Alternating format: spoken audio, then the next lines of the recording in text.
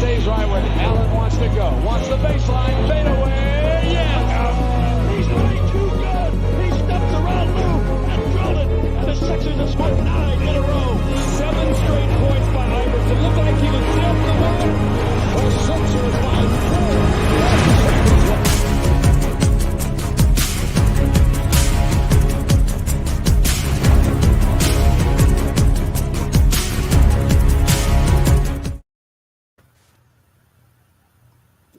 And welcome to the Sports Skillet Radio Show. Thank you so much for taking time out of your day to join us.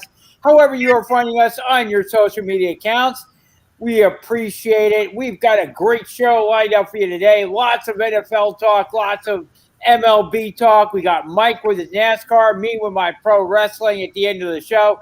So stay tuned. We've got a hell of a show lined up for you. Of course, you can find Sports Skillet at Sports Skillet. Just do a search for Sports Skillet. You can find us on YouTube, Twitter, Instagram, Facebook. You got us. And we want to thank the Heat Ratio Sports Network for hosting us. Make sure you follow them as well. They got a lot of great shows. New shows are constantly being added as well. So you want to follow the Heat Ratio for all the great content, great shows, fantasy, and all that stuff. Lots of good things happening at Sports Skillet. Lots of great things happening on the Heat Ratio as well. So you want to make sure you follow both of us for great content. And you want to check out sportsskilletradio.com for the latest sports news, show updates, great articles by Mike, our Twitter feed, lots of sports news. So you want to head over there. That is sportsskilletradio.com. I am Jay. Again, you can follow us at Sports Skillet on Twitter. I am joined today by Mike Nebbia, Alex Secchia, Coach Shane McGowan, and Jeff Scott. Shane, can you let everybody know how they can find you on your social media account? Yeah, you can reach me at mentaledgeperformance.ca as well as at mental_edge_performance social media. Gentlemen, let's get this weekend going here. Absolutely. Shane, do you realize it? And guys, do you realize this is the last weekend last Sunday until 2022 that we will be without any NFL action? How awesome is that? The NFL returns starting this coming Thursday. We've got Dallas at Tampa Bay. Shane, I'll start with you on this one. What do you see going into that matchup? Wow, I mean, look at there from all accounts in camp. Dallas Prescott's been doing his thing. Apparently, he's in good health, good shape, everything there. Zeke is feeling good. The receivers are looking good out there. But again, you got a choppy defense in the defensive backfield, and you got an O-line that you still got to make sure can protect Dak and do his job. Tom's got a full stack of players coming in. He's got the entire team back. There's no question about that. So I think that's going to cause some havoc. And I think overall, all these guys are all ready to play. So I think the first quarter might be a little bit choppy naturally, the first quarter, as everyone gets the rhythm, their timing and things like that. A little bit more of a kicking game possibly at the beginning. But then I do think that you're going to see some players start lighting up a little bit. I think I'm going to put a little bit more on Fournette for Tampa Bay. I think Fournette's going to have a little bit more in him as well, because I just don't trust that defensive front of the Cowboys as well. I think once he gets passes out there and in the flats and does like to catch the passes as well. So I do think you're going to see some things out of Fournette a little bit too. But I'm expecting a good game, but I'm expecting it to be a bit of a later half game that we see some excitement out there. Gotcha. Alex, are you concerned about Dak Prescott's shoulder at all? We haven't seen him too much play in camp. Too much practice. Are you concerned about Dak Prescott's shoulder? So I was actually going to bring up his injuries as one of my points, because so I do agree with Shane. I think at the first it's going to be a little rough at the first because you're just getting back into your rhythms. So you expect to see more kicking and stuff. I do think Tampa Bay is most likely going to pull away in this game, like towards the end of the second quarter and in the second half. I think they're going to pull away because I'm excited for the game, but I don't know how Dak is going to play. His first regular season back since his injury, not just his shoulder, but his foot too. Is he going to be more hesitant to run the ball? I mean, these are more questions for Shane. This is his aspect. But is he going to be more hesitant to scramble around? You know, he was only on the run last season when he broke his foot. And everything snapped in like a shocking fashion. And now you're going to have this shoulder problem. Are you going to lean more on Zeke, where that offense was built around a lot? But at the same time, Tampa Bay's second front eight is really strong. I don't know if Zeke's going to be able to carry the ball 22 times and expect to do 100-plus yards and possibly 2 touchdowns or so against this defensive front that the Buccaneers can present. So I would imagine you're going to see a lot of quick throws from Dak, a lot of short routes, slants, a lot of out routes, a lot of short stuff. You got speedy guys. You got CeeDee Lamb. You got a lot of guys that are quick and fast and agile to get open pretty fast. So expect the Buccaneers to play man coverage. I would expect them to press, not let anyone get beat over top. But I don't think you're going to see Dak Prescott slinging this ball more than 20 yards in the pass. You might see it occasionally, but I don't know. I don't know how comfortable he's going to feel. I think he might feel safer with screens and curls and slants and stuff like that. Yeah. Do you think that would be an issue, Shane? Dak Prescott with his shoulder, coming off that leg injury that he had last season.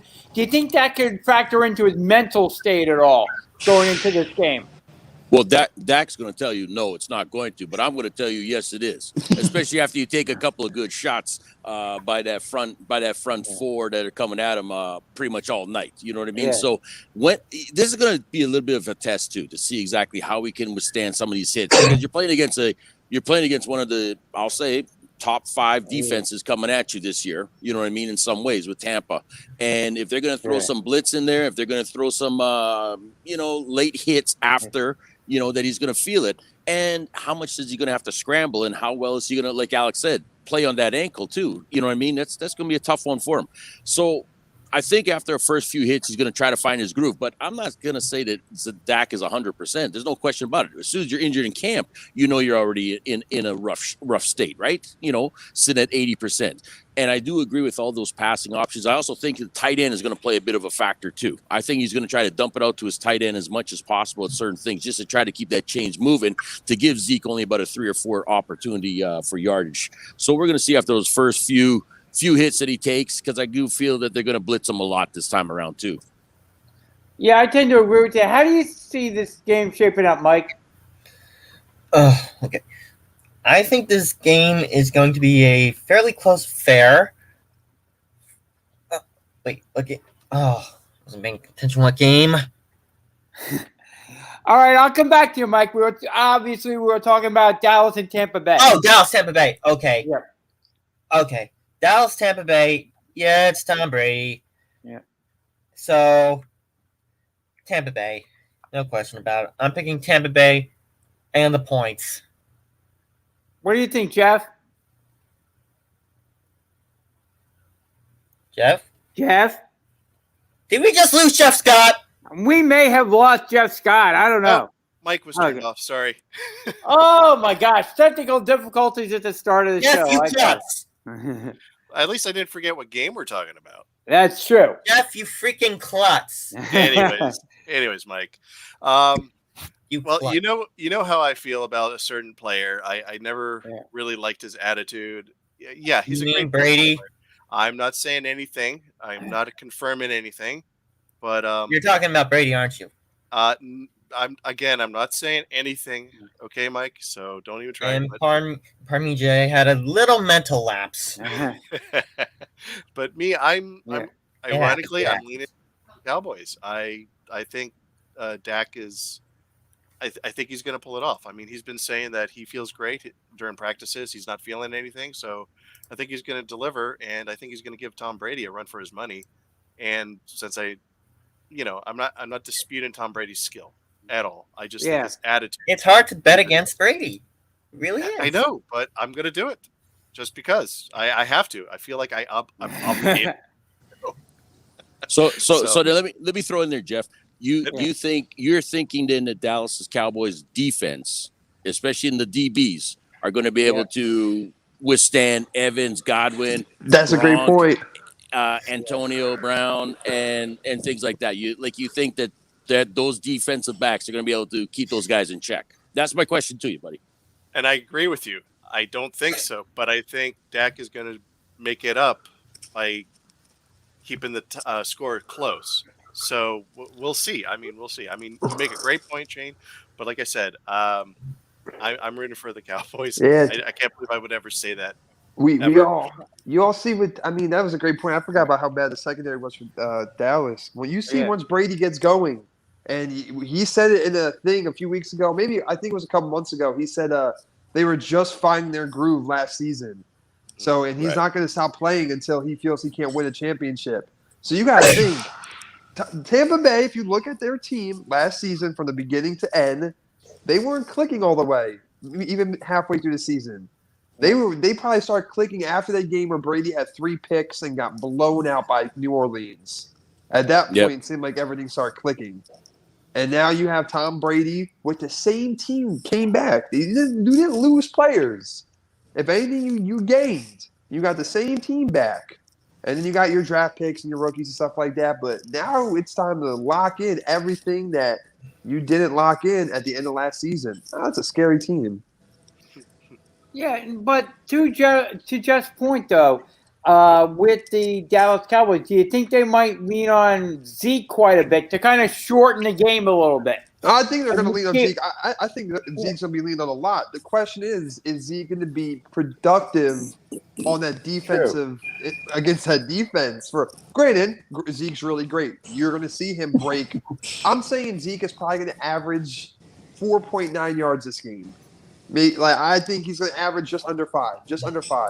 Because that defensive, from the D lines to your linebackers, it's too strong on Tampa.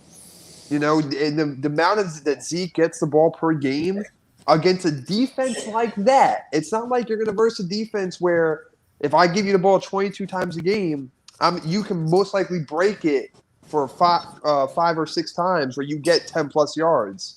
This defense, if I give it to you 20 times a game, you're lucky if you get 10 yards and 6 carries. Very true. Now, do you think the new defensive coordinator on the Cowboys will have any effect on the Cowboys defense? Do you think he'll make it better, keep it the same, make it worse? What do you guys think? I think it can make or break. Not him in his career or in the season. I'm saying throughout the game in certain situations. Yeah. Like, for example, if it's a 4th down and 1 and Tampa Bay wants to get aggressive and go for it, expect to see. I think it's game 1, too. I think that's one thing we forgot to leave out is I feel like one team might play a little more aggressive. On 4th down, you might see them go for it. It's week 1. They'll have confidence. I feel like you might see that. But I feel like, let's say Tampa wants to go for it. It's a 4th and 1. It's going to be those play callings that might help his momentum and might help the confidence of his defense and his team in him going forward throughout the game. But I think it's going to be the 1 or 2 calls that might make or break that game for that defense, in my opinion. Yeah, gotcha. What do you think, Shane? Same thing? Yeah, because I really, honestly, the problem is I just don't trust the defense on Dallas at this particular time, especially with everything that they've got coming in with, like you said, a new defensive coordinator, the players that they have in that backfield, etc. I could see them Tampa being aggressive like that and saying, yeah, look at, you know what, especially in the red zone. I could see them saying, hey, you know what, let's punch this in already, or let's move those chains and keep it going because we feel we can do this. And I think that's Tampa Bay's attitude, and I think that's where Dallas is going to stumble. And honestly, if you're a defense and they do that on you, you are deflated. You feel very deflated after that. You know what I mean? So, like I said, it could be a very long night for the Dallas defense. Gotcha. So let me go around the horn. Get everybody's prediction for the game. Shane, who do you think ends up winning the game? I'm taking Tampa. I'm going to take Tampa by 10. Tampa by 10. Jeff Scott, who do you like? Come on, I'm going with Dallas. I have to. I mean, you all make great points. I know the defense is good. It's going to come down to defense, but the offense, obviously, it's going to be neck and neck, hopefully. And if Dak can get through the defense, it's going to be a close game for me. But I'm not going to make any predictions because it's the first game. We're finally back into football. So I'm going to wait and see and then make my determination how it's going to go from there. Gotcha. And Alex, who do you like in this one? Tampa Bay 31-17. Gotcha. And Mike, who do you got? I'm going to take Tampa Bay, the over, and I think they'll cover the spread. What's the spread? The spread right now is Tampa Bay by 10. Tampa Bay. Vegas Insider. Yeah, I will go with Tampa Bay by 10. I will take Tampa Bay. I think they can beat the Cowboys by 10 points. I without Dak Prescott practicing, I still have questions about Prescott's shoulder until he shows me otherwise that it's 100%. To Shane's point too, I think he's going to be a little bit concerned about his leg until he takes a couple of hits in there. And I still have concerns about the Cowboys' defense. How good can it possibly be? And I do think Tom Brady on the kickoff for the NFL season, I think Tom Brady and the Buccaneers are going to want to show up and show out during the first game. So I will take Tampa Bay by 10 in this one. Another thing. Yeah, I'm not a sports bettor, but I'm taking Tampa Bay, the over, and the points. Gotcha. The other thing that's been a little interesting this season, we have had one less preseason game, and a lot of teams have been resting their starters this season. Shane, do you think that's been a good thing, resting the starters, not having the starters play a whole heck of a lot this preseason? Or do you think they need to get in there and should have played a little bit more? You know, that one's going to be the heads or tails of every team because, like I said, heads you should be playing to get on sync with the rest of your guys. Tails is like, no, we got to make sure we don't get injured out there and things like this too, right? Yeah. But I honestly, you do need to get those reps in. I mean, you got to get the timing down, especially as you go and get into week one and start that season and stuff like this. I question you got to look at it on the other end too. Is okay, so let's say we're getting into the finals and we're in the conference. We won all this. Now we're going to rest everybody again too. That's always come back and bitten a lot of teams in the butt because of that, right? You know what I mean? Because you're resting sometimes for 2+ weeks. Now they're not going to have that luxury anymore on certain things. But I'm just saying is that I would have liked to have seen them play a little bit more of their starters. Chiefs did a little bit. There's no question about it. Some teams did, but then there are some teams that are just saying, no, we're going to play that conservative approach again. And I'm just worried about them, at least until you get to maybe around week 3 where they've got their game kind of intact with one another and stuff like that. But in the meantime, you could be 0-3 because of that too. Like Jalen Hurts. Yeah, exactly. like that Philadelphia team. Exactly, man. Like I said, there's a lot of things that are happening there that I don't know if you really want to be resting or I'd be a little concerned right now if I'm living out there, buddy. Yeah, I was gonna ask you as well. I mean, we haven't seen a whole lot of Jalen Hurts. He played a couple of series in the first or second game, and that was it for Jalen Hurts. So some other teams have been resting their starters pretty much the entire preseason. And I just wonder how crisp and how efficient these teams are going to be starting off in week 1, where some of the teams are playing, good other good teams, and that could affect their playoffs down the line. Hey, Flacco looks pretty crisp. The guy, he's the one that's been taking every rep out there and stuff. So, I mean, I would worry about Flacco. Yeah. But as for Jalen, like you said, Alex, I think there it's going to be a little bit of I think Jalen's going to be trying to run a little bit more right now because he's feeling a little uncomfortable. Yep. Not to mention it's going to be his first starting season as a starting quarterback.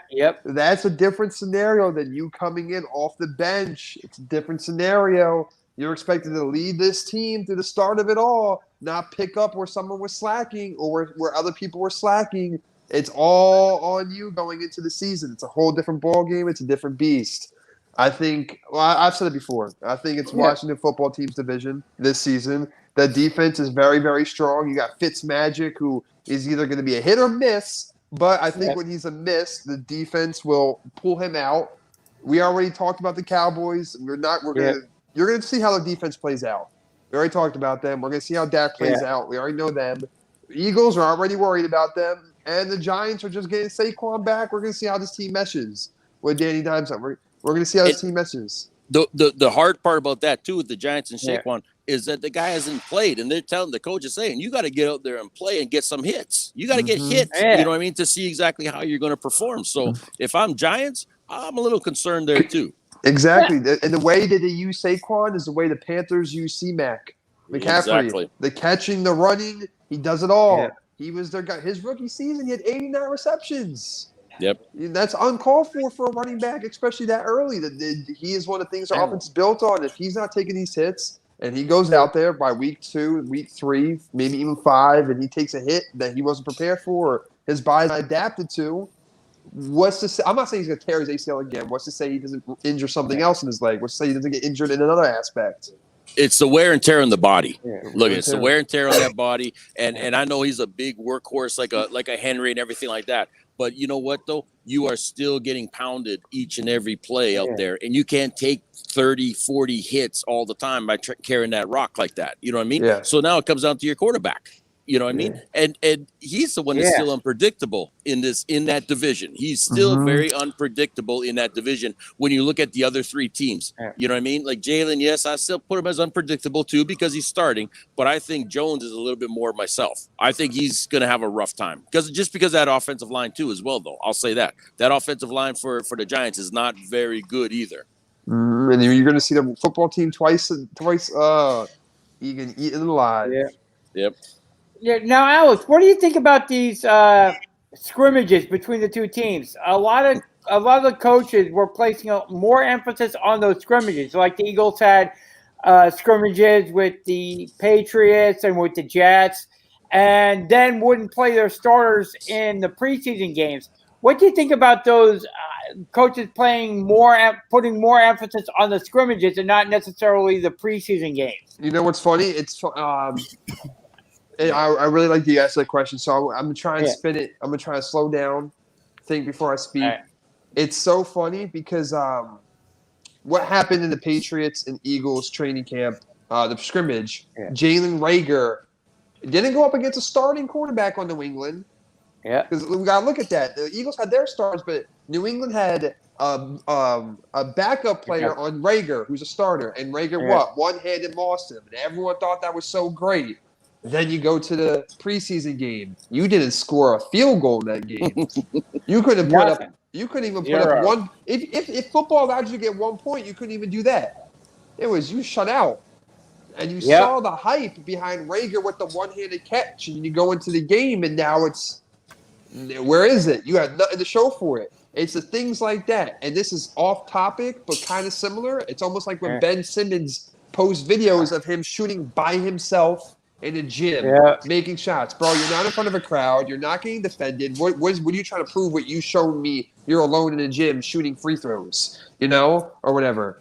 Those are the different situations there. You could do whatever you want in the practice in front of 500 fans and all that stuff. Yeah. Under the lights, in front of everyone watching. When it counts the most is when it really matters, not on that practice. You can always talk about practice how you perform. Well, Eagles, if that was the case, you didn't perform anyway like you practiced from the highlights you showed in your scrimmage versus that game. You're blown out. So it's just stuff like that. And I would send this question to Shane okay, if you perform that well in practice and Reagor made that all-star catch and stuff like that, why weren't they confident enough to start him? Don't give me the injury excuse. Why weren't you confident enough to start him for a couple series? Yep. No, and you absolutely you nailed it, right? Like I said, if you're gonna play the YouTube social media star out there, then do it for real when it counts in the preseason games and everything else like that, right? These practices have been, like you said, second stringers, guys just trying to make the team, everything like this, doing the coverage on starters out there, and that's the way these coaches got to evaluate too. They're looking at these guys as well, and they're saying, you got burnt by the best guy out there, or one of the best on that team, etc. No problem, you know what I mean? That's how it goes and things like that. But like I said, is come game time, is he going to be able to do those one-handed catches against a top-notch Jalen Ramsey or somebody like that? I don't think so. You know what I mean? I don't think so. It ain't going to happen like this. Now, I'm not going to cut up Reagor and say he's not a good player. I just think, though, that he has to fight for the ball a lot more than what you saw out there. And that was another thing I'm going to bring up, too, is during a lot of these practices, I didn't see a lot of extra aggressiveness from teams wanting it. You know what I mean? There are some times where you see teams saying, no, we want this. We're going to prove to you. We're going to show you. Now, I know they have to control themselves a little bit, etc. But there are still some hungry guys out there that I think we did not see. So this first week of football, I'm looking to see a little bit more of that intensity, that aggressiveness, everything like that. And I'm also expecting a lot more penalties too. I'll say this, because there's going to be a lot of penalties out there because these guys haven't played together on timing as well as holdings and everything else like that too. So expect that. If I may, Jay. One thing I think I'm excited to see this whole NFL season is the NFC West. I think that's going to be the most competitive division this year. In my opinion, in football, one of the most competitive divisions. You got Matthew Stafford and the Rams, which I believe was a good trade for the Rams. I believe that was the only position they were needing was a quarterback. That was the last piece of their puzzle. The Cardinals, even though Malcolm Butler is on the retired reserve list, even though he says he's retired, we'll see if he's following through with that. They still picked up an arsenal of people. J.J. Watt, if you use him correctly, he's not an every down player, but positionally, situationally, he could be good. A.J. Green is finally out of Cincinnati. I think you're going to see a different A.J. Green than what you're used to. He's out of there. And then you got the Seahawks. The Seahawks are still Seattle. They're still Seattle. And the 49ers are getting their starters back. So I think that's going to be the most competitive division. They're in the NFC, which means they're going to be battling heads come playoff time with the Bucs, who's obviously a top dog. If you don't have the Bucs as a top dog to go into the playoffs, I don't know what to tell you. The division's not stopping them now that Drew Brees is gone. But I think the NFC West is going to be a fun division to watch this year in general. I'm liking the Rams a lot this year. Me too. I'm liking the Rams, and I like the Rams, and I like the Rams defense more than anything as well too, because that is one tough defense out there. But Stafford, this is what's going to put, I think, a lot of critics to bed, is saying, okay, you never had an offensive line, but you played with some talent out there with receivers in Detroit, and many times, but you weren't able to kind of move forward to that conference championship rounds, things like that. He's got that now. He's got all of that. Yeah. And I think with that, you're going to see a Stafford that is more hungrier.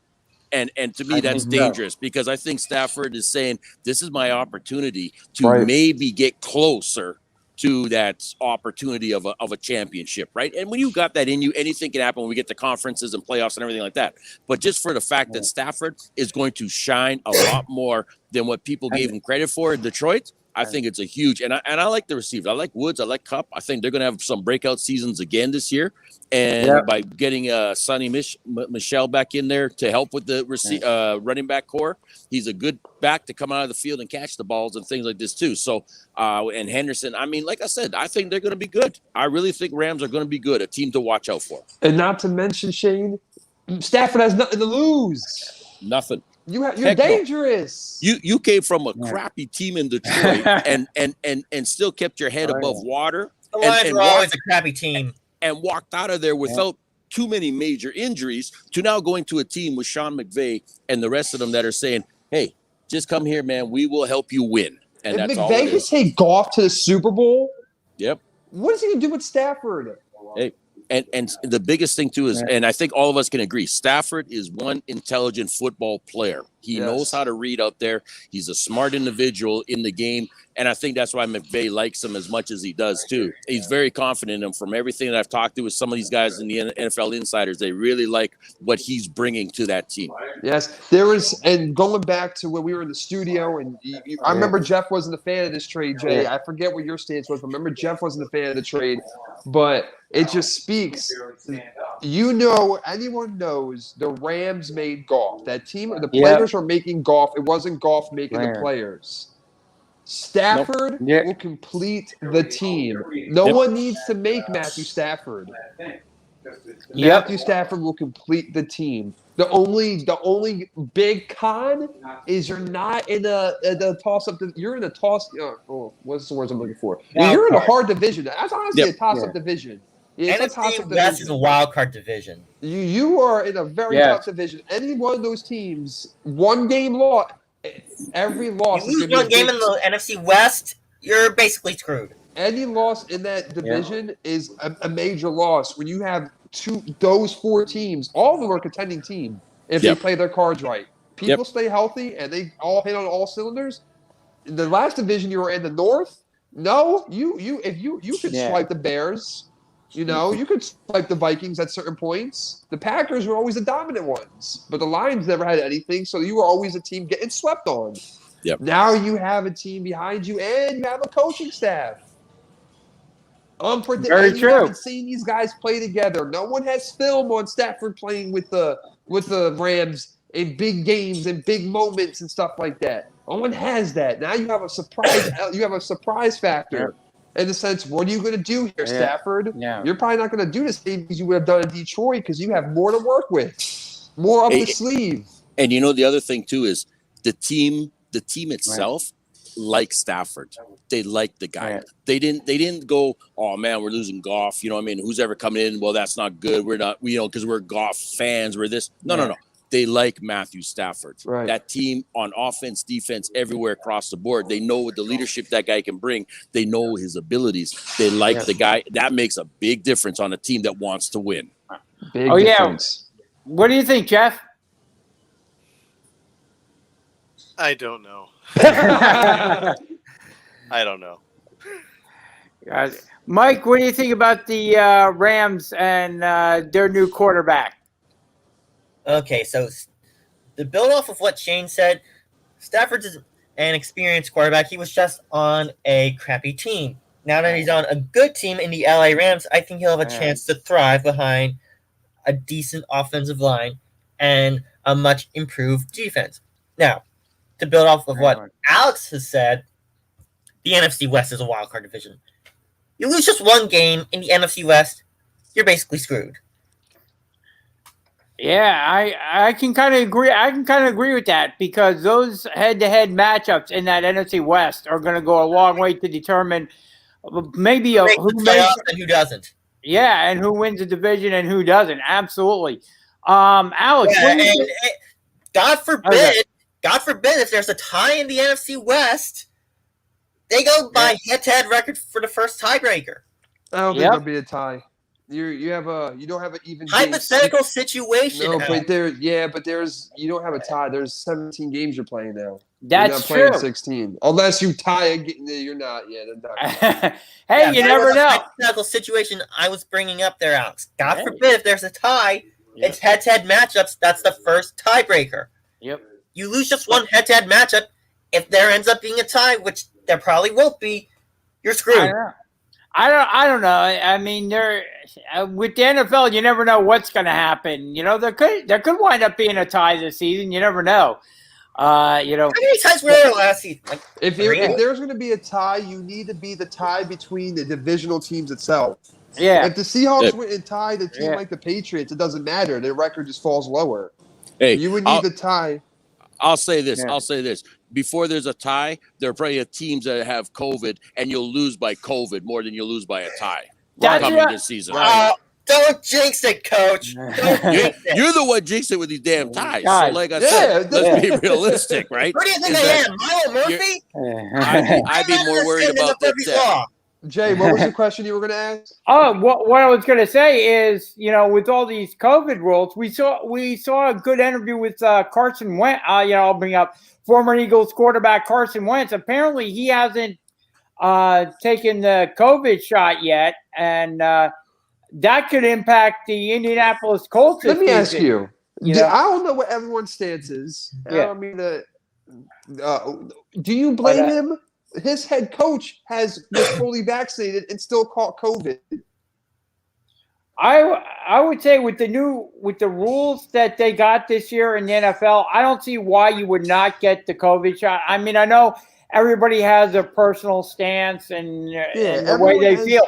But everyone has a personal stance. Sorry if I'm cutting you off, but because I hear everyone talk about it a lot, but this would be more of Shane's alley again because you never know what's going through the mental person. Here's my thing. With this whole thing, everyone has their own stance, and it's perfectly fine. Whether you want the vaccine, whether you don't, perfectly fine. I don't judge you either way, right? My thing is you don't know how Carson's mental space is, but you do see, okay, my own head coach got the vaccine. I don't know what Carson's stance was on the vaccine, whether he was for or against it. I would say more he's not pro-vaccine because he doesn't have it yet. So if he was obviously for the vaccine, he would have gotten it by now. Yeah. Well, that's what I think. I'm not saying that's what's right. But when you see your coach who's fully vaccinated catch COVID, I don't know what he's thinking. You're thinking, wow, is it really worth me getting if he caught COVID with the vaccine? Do I want to do that? I'm there's so much that could play into that. It's weird. But at the same time, didn't he already catch COVID anyway now? Well, you also have to take an effect that the vaccine doesn't prevent you from getting COVID. It helps you fight it off if you. It helps you exactly. Yeah. It doesn't make you immune to everything, and that's what a lot of people don't seem to understand. And if you look at someone that got COVID and had the vaccine, well, great, he'll be able to fight it off. He won't be on a ventilator. He won't have any issues like other people get without a vaccine. But a lot of people think, oh, I got the vaccine. I'm immune to it. I could walk into the hospital. No, it doesn't work that way. Come on. But, okay. I'm going to flip the script on you there, because I've known so many people that have caught COVID that are vaccinated as well as unvaccinated. And the scary part is the ones that were unvaccinated had no symptoms. Right. They had stuffy noses. Okay, and that was it. They were fine. They're sitting at home going, oh, great, I'm stuck here for 14 days quarantined because I got to get my negative results back and blah, blah, blah. But then I've had others that have been sick. Then I had the guys that were vaccinated fully that got just as sick too. All right. And some of them got even sicker because they got vaccinated. Okay. So like I said, really, it's who you are as that body inside of you, your immune system, everything like that, that's going to dictate. But I don't think any one of us or anybody can say, would I be more sick without the vaccine? Or would I not be as sick if I took the shot? Okay, that's the part that's still gonna be that nobody knows, and that's why I'm saying is a lot of players are not necessarily against vaccines as much as they're just not sure because it's so new to them right now. We haven't even gone years, you know what I mean, with this being people are still in test trials. We're still test trying and realizing that after 6 months it's out of us, so we're catching this or whatever else. You know what I mean? There's so much controversy, blah, blah, blah. That's what these players are saying in many ways, are saying, maybe I have an autoimmune disease. Maybe I can't take it. You know what I mean? And things like that for other reasons, so on and so on. My own personal choice. I just want to know that if I do take it, it's not going to take some years off my life with other complications, right? That may happen as well, you know? So there's a lot of things that go into this, but I'm just saying is on the flip side of it, I've known both and many of them that with and without the shots that have still gotten the same or no illnesses at all. Right. And I was actually going to get to that too, Shane. It all depends on your body and how it reacts to everything, you know, and but then the question comes up, is it fair for the NFL to be coming out here saying, hey, Alex, you're not vaccinated. So guess what? If you catch COVID on this team, guess what? You just screwed us all. We're out of a paycheck and we lose and so on and so on. Like, is that fair? No, you know what I mean? I mean, and whether you're vaccinated or not, you could still spread the disease. So it doesn't. Exactly. But they're coming after the people that are unvaccinated, like a Cole Beasley, right? Cole Beasley catches it. You know, here's a guy that didn't even catch it. The weight trainer caught it, who was fully vaccinated. And Cole's going to sit at home going, okay, why are you blaming me? It's not my fault. You know what I mean? Why am I the guy that's got to sit at home during these things? But I'm just getting at is as the season goes, and this is what I'm going to say is as we get into week 2, 3, 4, 5, 6, 7, 8 weeks, who's going to get the COVID on that team and how much controversy? And are they going to forfeit a loss because of this and paychecks, you know? So there's a lot of stuff. You know what I'm looking at going into the season and to build off what Shane just said? I'm watching the Falcons in Tampa Bay. Let someone on that team contrast COVID. I'm all right. I refute that statement. I don't want that to happen. But I'm saying if that were to happen or if something like that does happen, what does that say for everyone going forward? They're the first 2 teams to be fully reported 100% vaccinated. What happens if someone within that locker room gets COVID? Or is it now you have the war, not a war, but now you have the argument, for example, a year ago, look back a year ago when the NFL, they were saying, let's wear masks while they play. And Richard Sherman came out and said, this is how you know there's no knowledge behind the NFL, made his statement, because why would you wear a mask while you play? What happens when you criticize the Cole Beasleys of the NFL, the people like that don't get vaccinated? I think the teams you want to watch this year and you really want to see is the Falcons and Bucks. We already established that you're not 100% guaranteed to be – you're not going to be fought off from COVID if you had the vaccine. We already know that. But what I'm saying is you want to see how the NFL handles those 2 teams if someone in the locker room catches COVID. Are you going to treat them differently because, hey, you were vaccinated, we'll give you more of a pat on the back versus a guy who's not vaccinated who screwed the team out of a paycheck? And blame it on him. How are you going to handle the guy who was vaccinated to follow the rules? Very true. And here's the thing: do you think that affects, like we saw this week? Do you think that affects the roster makeup of the team? Like, will a team carry? It should. They're not gonna come right out in a minute unless you're maybe the head coach of the Jacksonville Jaguars. It shouldn't. Does that affect the makeup of the team? It shouldn't, but I believe a player that is vaccinated versus one that's unvaccinated. It shouldn't, but isn't that a partial reason why Cam Newton's released? He wasn't going to get the jab. They wanted the Patriots wouldn't admit it, but okay. that was the case. This is the Patriots. All right, this is the same where you got the damn owner going to stores that he shouldn't be going into stores. Yeah, you know what I mean? Okay, so come on, man. This is the Patriots, right?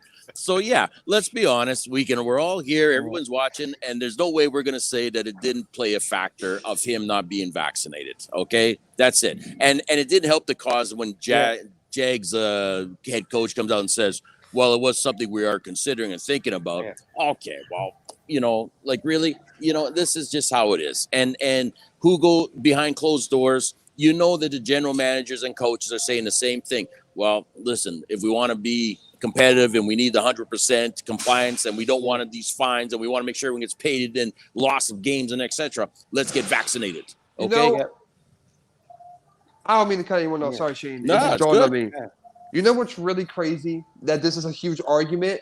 Because several years ago, when weed was illegal, how many players would get caught with doing illegal substances and doing things that were against the league, and you would get a slap on the wrist or a fine? These guys are multimillionaires, 90% of them. And the guys getting caught with these things were guys who had money, and they would get a $50,000 fine. Look, here's my thing. You're going to penalize a player. He can lose a roster spot. The question that was just presented was, can this affect roster spots and your spot on the team if you don't get vaccinated? 3 years ago, you had people a whole team was probably smoking weed together in the offseason, and it's illegal when it was illegal, when it was against the rules of the NFL. Yeah. It kind of still is for the NFL, but most states it's legal. And they were being fined. They were lying through drug tests. We all know they were doing it. We know some of them was doing it. And some of them got caught. How do you pass one drug test and get caught on the next? Come on. You were doing some things you shouldn't have been doing, and you would get a fine. To fine these people is nothing. It's pennies. A $50,000 fine to a guy who's worth $20 million is nothing. A couple of game suspension, he don't care. He's getting paid. It's not like he wasn't getting paid for those games. It wasn't an unpaid suspension. Right there. Here you go. But now look how the script flips. Yeah. You're going to go against, what if it's someone's moral beliefs to not get this vaccine or whatever it is in the world, whatever they have a real reason and he doesn't get vaccinated, you're going to penalize him? But when there was decisions that were being made that were on themselves to go against the rules, like taking performance enhancers, like smoking, all that stuff, and they went and did it on their own leisure, I'm just saying it's a whole different picture. You got to look at the scripts here. You have something that doesn't have to be taken if they don't want to. Actually, both things. I'm sorry, I'm talking a little fast. Both things essentially don't really have to be taken, right? You don't have to get a vaccine if you don't want to. It seems like you could get penalized. Yeah. You don't have to go smoke and do go inject testosterone or all that stuff. People were doing it. Now, Alex, I'm going to go the other way. Instead of cutting a player, the Eagles went out and actually made a trade and brought in Gardner Minshew as their third-string quarterback. I think as Minshew? Yeah, as their third-string quarterback, as I guess protection in case their starting quarterback, Jalen Hurts, maybe came down with COVID or maybe has a little bit of a protection there as a guy who has played in NFL games, who has, NFL experience, maybe, to give them a little bit more protection there, Alex. What did you think of that Gardner Minshew acquisition by the Eagles? I don't buy it. This is from the same team who gave a dude a franchise deal and said, we're going to draft a quarterback in the second round. Yo, Carson, good luck. This team, you mean to tell me they only drafted they got Gardner because of the fact that they thought Jalen was going to get COVID? This is coming from the same ownership and management that was from – I'm not saying coming at you, Jay. I'm saying in general. Yeah. This comes from the same guy who manages the team weeks ago was saying, I'm willing to give up everything we have for Deshaun Watson. I don't think they just had faith in Deshaun and full faith in Jalen Hurts. This guy isn't playing in the preseason, right? The way people thought he should have. Now you're going to go lead the team. You know what I think is happening? I am stacking up the roles behind him in case this dude gets hurt or he can't perform. Yeah. I'll make COVID the write-off reason. Sure, COVID can be on that list, but that's not the main reason. Look at Philly. The amount of injuries they've been dealing with the past few years, the upswings they've been having in the quarterback position. You mean to tell me they went and got Gardner because they're fearful of Jalen getting COVID? No. Either he won't perform or he's going to get hurt. So here's another thing. I'm going to throw another twist out there is that we all know about Deshaun Watson and how the only team that's still interested in Miami Dolphins right now, right? Yeah. Everybody else is pulled away. And the reason why they pulled away is because the Houston Texans have said, we're not giving you the protection of your draft picks, right? If we make a trade with Deshaun to your team, it's a done deal. So whether Deshaun gets implicated in things, whether he gets suspended, whatever happens, the draft picks, blah, blah, blah, we're getting our draft picks and so on and so on. Eagles pulled away from that. Eagles pulled out of that deal because they wanted the price protection, as we call it. You know what I mean?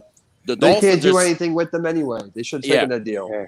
And that's going to be the question that's going to come up because the Dolphins are saying, okay, we're still in this. Let's just work out a few other things. So, you know what I mean? Here's the thing when I look at what they did, the Eagles doing by getting Minshew is saying, well, would you not rather have gone after Cam Newton? Yeah, that's true, too. I mean, of course, Cam Newton got released after, I think, the trade for Minshew, but Cam Newton is out there. What team do you think Cam Newton may end up with? Or do you think he sits out until there's an injury somewhere? I think he's not going to get picked up right away. I think he's going to get signed throughout the season. I'm not going to say mid or late. I think he can be early season. I think he'll get signed based on a team that needs a quarterback already, but is going through what they have. And they're going to test the waters. If this guy isn't signed and we're struggling a little bit, I'm going to sign Cam as kind of like that motivational factor. And if he still doesn't push it, all right, Cam, you're starting. But Cam can still play. Let me tell you something. This dude hopped in. This dude went from missing, not even missing, whatever. He went from the Panthers to New England, but he had to fill the biggest shoes ever in the NFL. You had to step into an organization that was built on a dynasty by Tom Brady. You had to fill those shoes. Not to mention, it was COVID season, no spring training, no OTAs, no preseason. Now you got to learn this playbook, something that no one had to study for 20 years. Brady was the only guy to be in that position to know that playbook. You had to step in the position to know a system in which people knew what they were going to do and where to be if they had Tom Brady behind them. Then your defensive captains drop out. Some of your offensive linemen opt out of the season. Your star receiver tears his ACL like week 3. Now you're down to N'Keal Harry, Jacoby Myers, and you had a couple of practice squad tight ends and stuff like that trying to fill the roles on this offensive side. And you still went one game under 500? Cam Newton can still play. I think the Texans may be a team that he looks at, right? Because you're paying Tyrod Taylor. No one would want to go to Houston in their situation. Oh, really? If I'm Cam Newton, I would if I want to start. And I think Jacksonville Jaguars might be another one because I don't know how Trevor Lawrence is going to be. And money is going to talk. Exactly, right? So Cam's holding out to be that starter because that's bigger cash. There's no question about it. And you know what? Somebody is going to get banged up. Somebody's going to get banged up. And do we have that backup? Like, look at Chicago's got a backup with Justin Fields, all right? San Francisco's got a backup with Lance, so on and so on. So there are backups that can step in and play. But when you start looking at how some of these guys went down last season, you know what I mean? Joe Burrows, things like that, Dak Prescott, you know what I mean? Things. So even the Giants, even the Giants. Maybe Jones goes down. Maybe even in the Jets section with Zach Wilson because you're feeding this guy. All right. So like I said, there's a lot of things where I think Cam is sitting back going, I'm in a good position. And I'm okay. And everyone knows the guy can play. All right. So I think you're going to see some changes happening there. I wanted to be the first to say it. I was as Shane was talking, I was like, you know what? I wouldn't be surprised if Cam winds back in one of his two older divisions between the Saints and between the Jets. Because the Jets have this rookie quarterback. Let's see how he handles the spotlight under New York and handles that area. The team's not built for it. And they might need to go grab a guy quick, Cam Newton, or go right back into that NFC South. Right? That's NFC South, right? Yeah.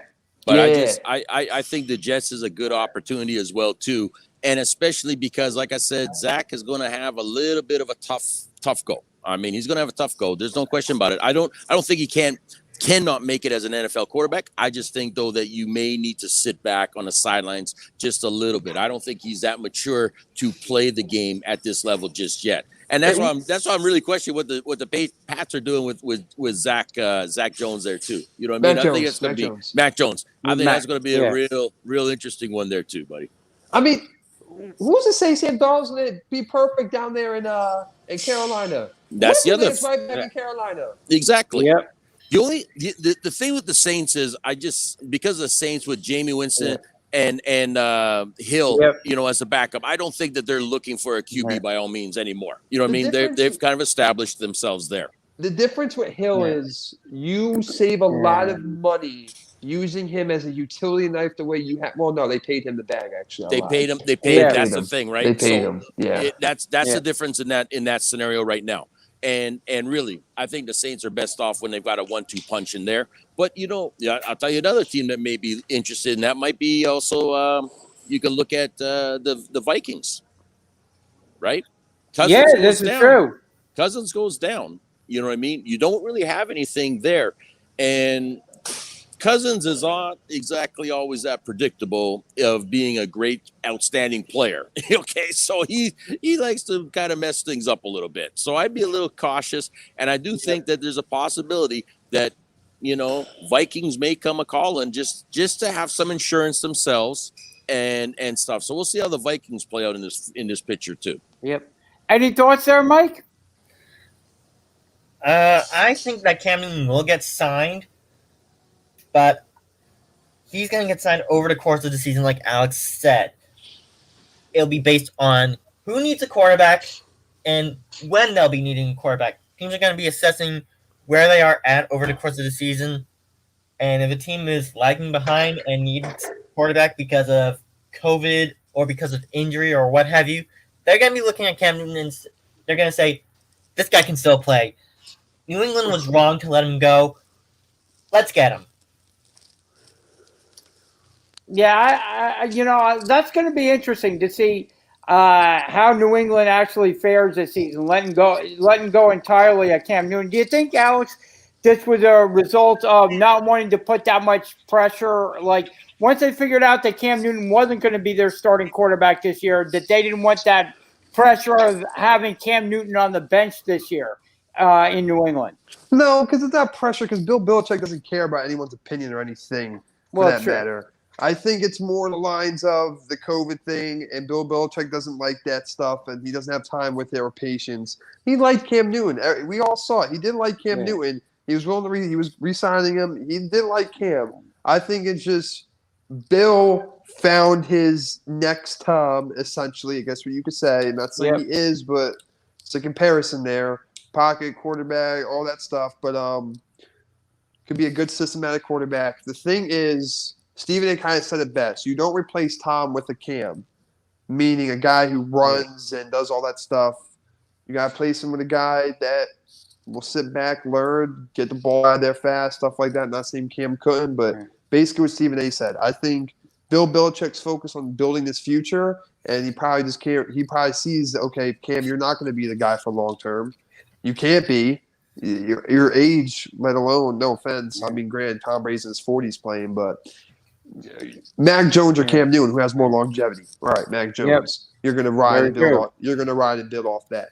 I think it's going to be a toss-up division for the most part, second, third, and fourth place. Honestly, if Mac Jones can play his cards right, New England can find their way into second place, or maybe third, depending how good the Dolphins come out swinging with Tua.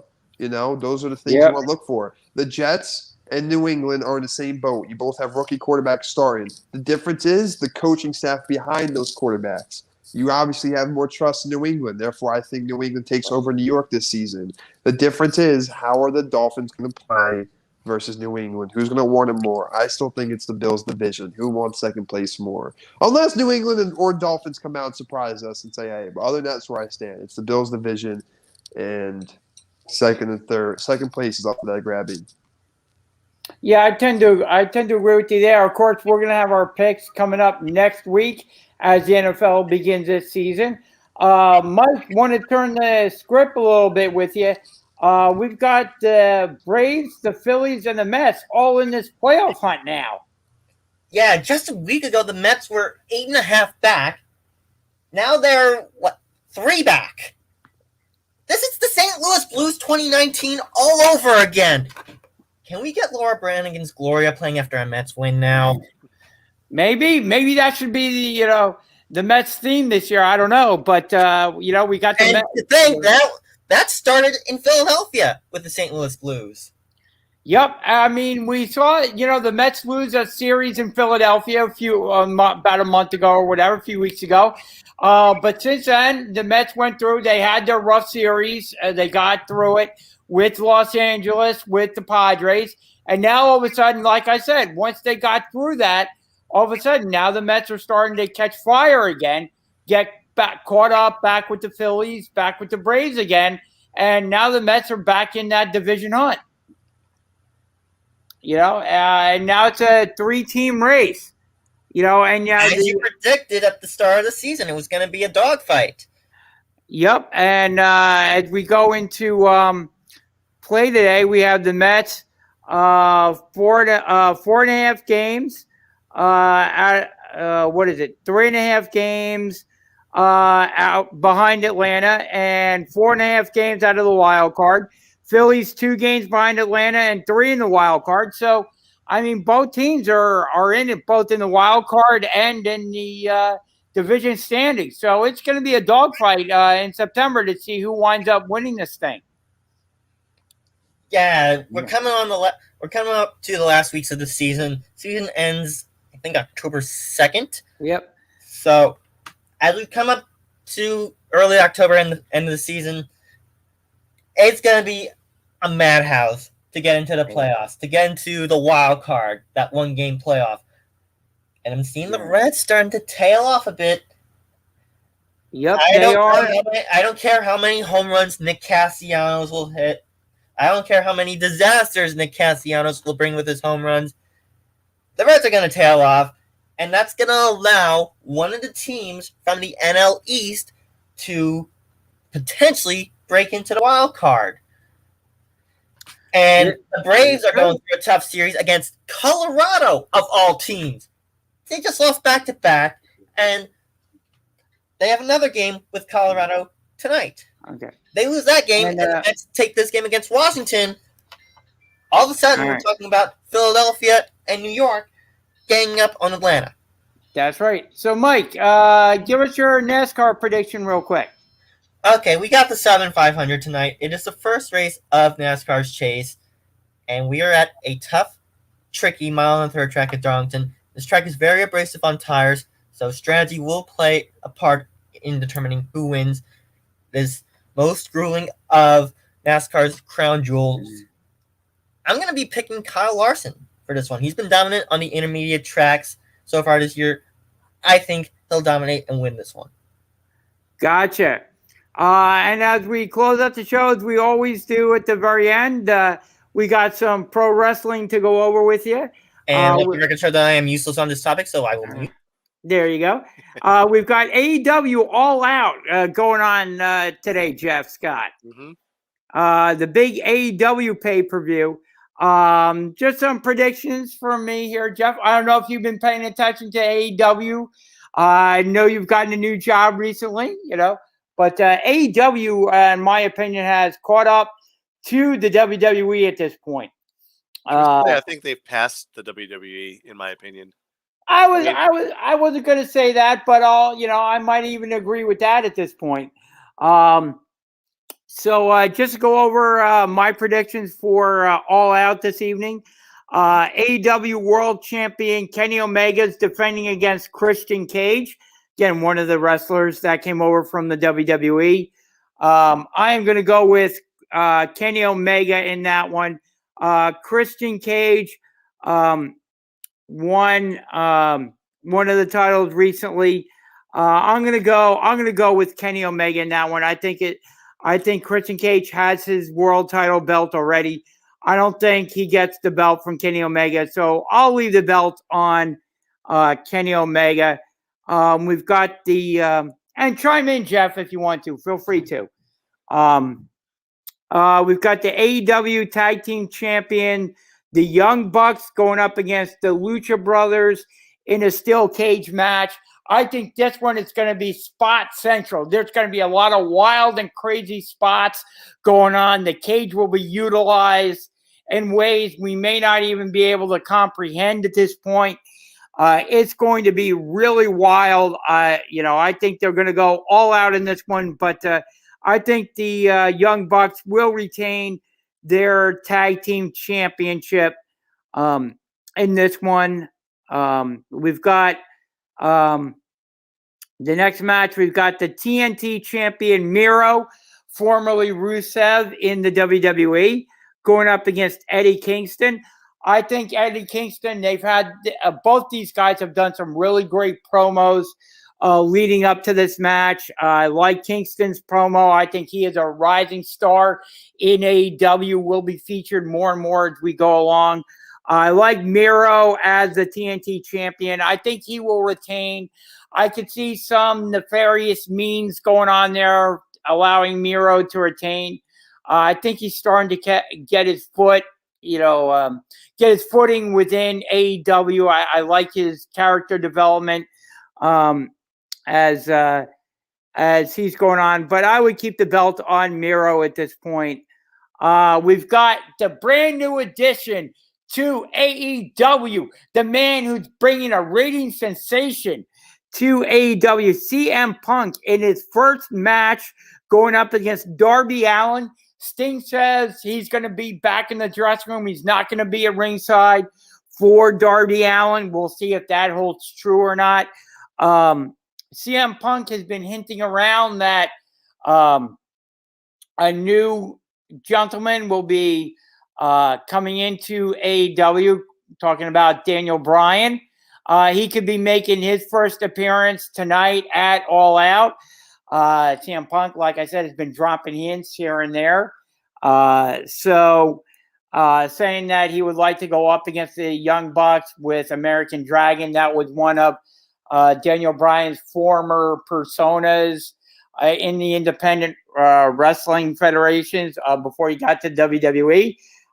So we'll see if Daniel Bryan makes his appearance at All Out. But CM Punk versus Darby Allin, of course, you got to go with CM Punk here. Oh, yeah, absolutely.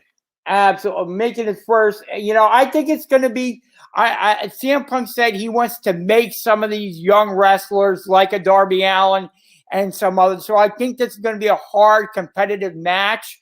But I do see CM Punk getting the win here. But I do see, I would love to see Darby Allin getting his, licks in, making this match really a must-see. So I like CM Punk getting a win there. And then we got Chris Jericho versus MJF. If Jericho loses, he will no longer wrestle in AEW. Jericho hinted that he could be doing commentary. Of course, we got Fozzy going back on tour again. So I hate to say it, but I'm going to say that MJF wins this match, retires Chris Jericho. We know how. I think, Jeff, you and I have seen, matches like this before, that there's ways of working guys back into the ring after retirement matches or that type of thing. So I think what will end up happening is MJF will win this match. He's won 3 times already over Jericho. MJF will win this match. Jericho will go. He'll tour with Fozzy, do some commentary, and then eventually down the line, something will come up and they'll have a stipulation somewhere that Chris Jericho will be allowed to get back in the ring. So I see that kind of happening. I see Jericho losing to end the feud with MJF so that MJF can move on and do another program with another wrestler. We've got Jon Moxley versus Satoshi Kojima. Again, I see this match being a spot central. I think this match will be really good. But I do see Moxley going over in this one. and getting his feet back in, getting his feet dirty with somebody, program with another wrestler within AEW.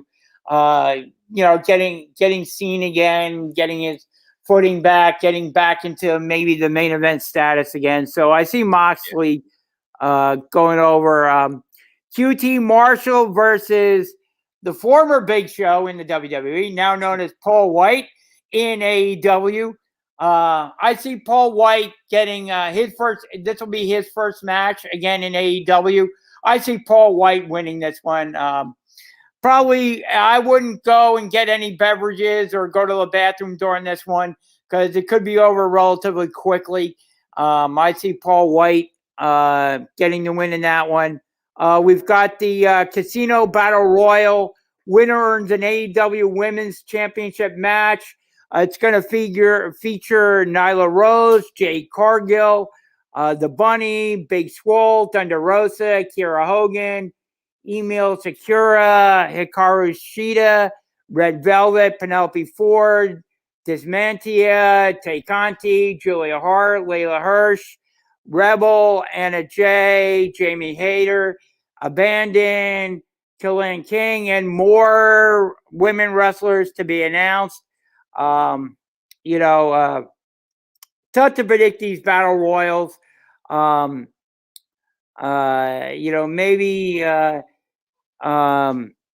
Maybe Anna Jay gets a win. It could be somebody who makes a surprise appearance. Maybe Ruby Soho makes her first appearance in AEW, ends up winning the match.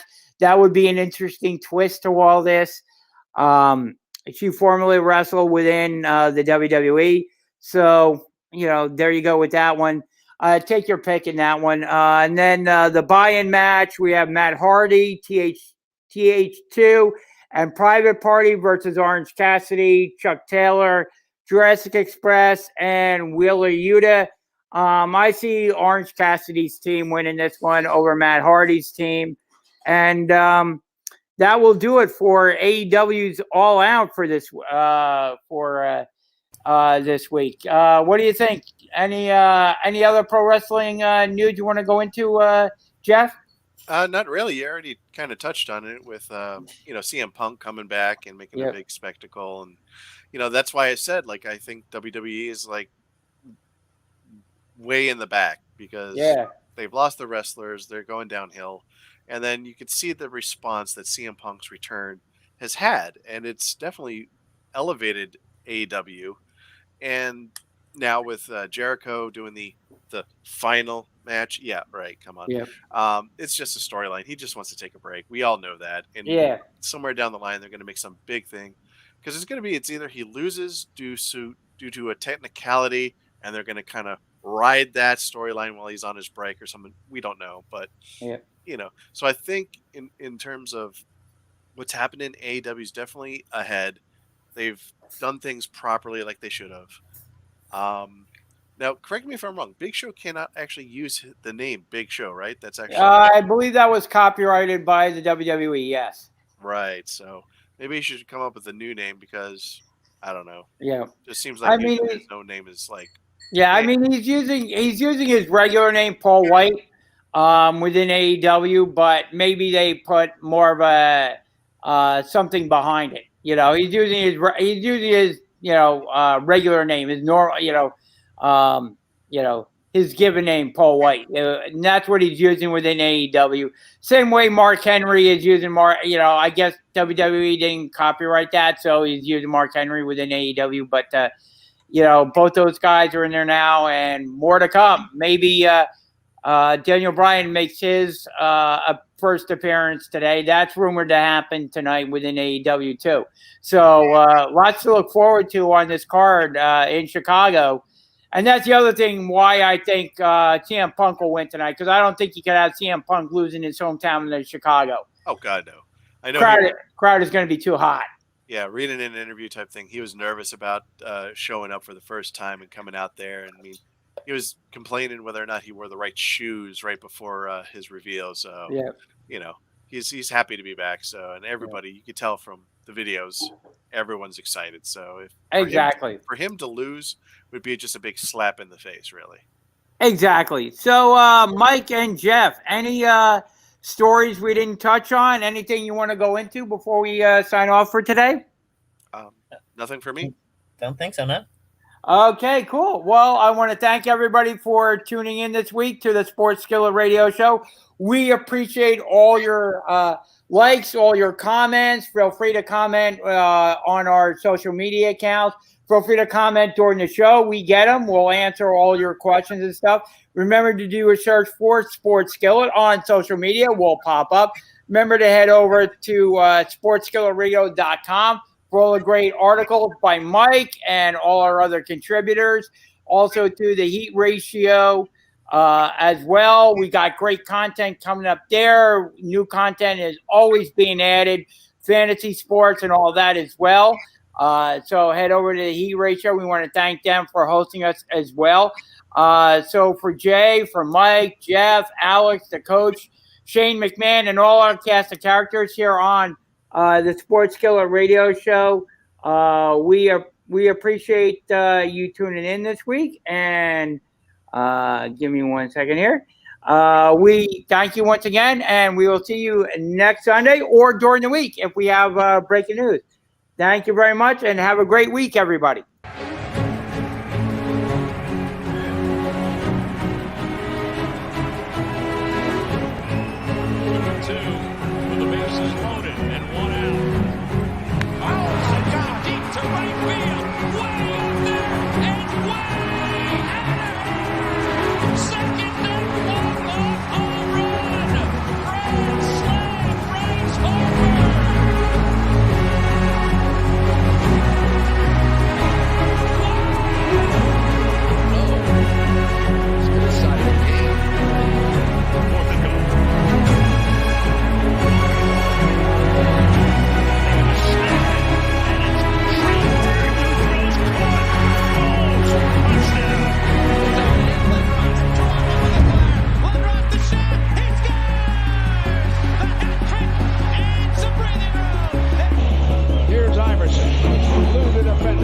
Stays right where Allen wants to go. Wants the baseline.